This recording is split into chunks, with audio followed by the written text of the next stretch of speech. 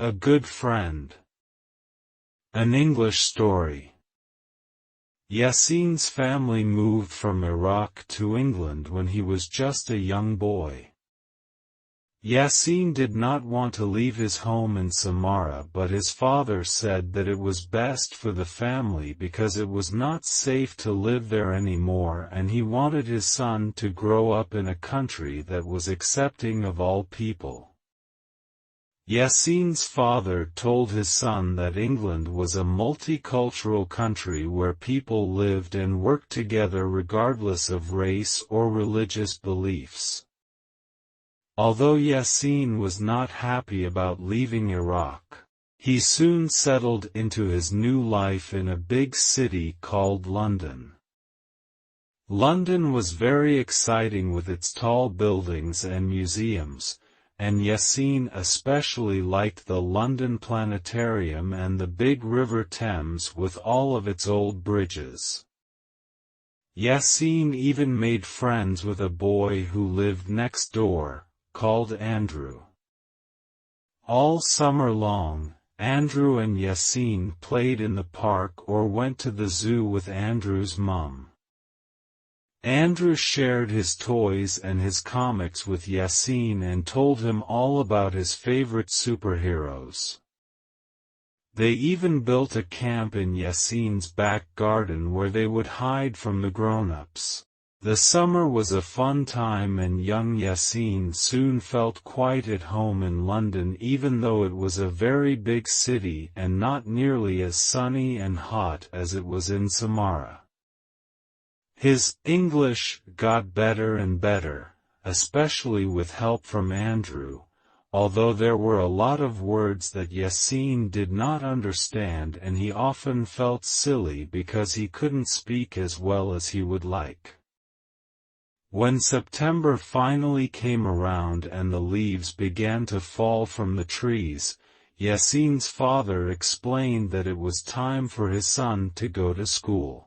Yasin was 7 years old, so he would be going to year 3 of the local primary school, the same year as his friend Andrew. Although Yasin was very nervous about going to school, his father and mother assured him that it would be a fun place where he would meet lots of new friends and learn lots of interesting new things. English schools are supposed to be very good, said Yasin's mother. And your English will get better in no time, assured his father. Yasin was still not convinced. But when Andrew knocked on the door that morning with a big smile on his face saying how fun it was going to be at school, Yasin felt much better because he trusted his friend. The two boys chatted all the way to the school gates. Andrew told Yasin about the playground and who was the best teacher and what boys were the most fun and what girls were pretty and how they often served custard for pudding at lunchtimes. Yasin did not know what custard was, but Andrew looked very excited about it, so Yasin thought it must taste very good. But when the boys got to their class, things did not go how Yasin imagined they would. The teacher told Andrew to take a seat at the front of the class as she introduced Yasin to the rest of the children. He did not like standing up in front of the class, and one boy shouted that he was a smelly foreigner. The boys and girls all laughed, and then another boy made fun of Yasin's accent when he was asked to say his name and where he came from. "I can't understand him, miss. He can't even speak English," said the nasty boy. Finally, Yasin was allowed to take a seat at the back of the class, but he wished that he was sitting next to Andrew as he felt very alone. The girl sitting beside him kept looking at him in a strange way that made Yasin uncomfortable, and during the lesson she put her hand up and asked the teacher if she could move places. Yasin did not understand what he had done to offend the girl. When the bell went, it was time to go out into the playground. All the children closed their books, put on their coats and headed out of the door into the bright autumn sunshine. The teacher kept Yasin back for a moment and gave him a badge with his name on which she pinned to his jumper. "There you go," she said with a smile. "Now all of the children will be able to learn your name." Yasin thought that the badge looked silly, and when he went out into the playground all of the children began pointing and laughing. "You've got a girl's name," said a small boy with blonde curly hair. Yasin wanted to explain that it was not a girl's name, but he was too nervous. When Yasin got nervous, his English was not very good and the words always got stuck in his throat.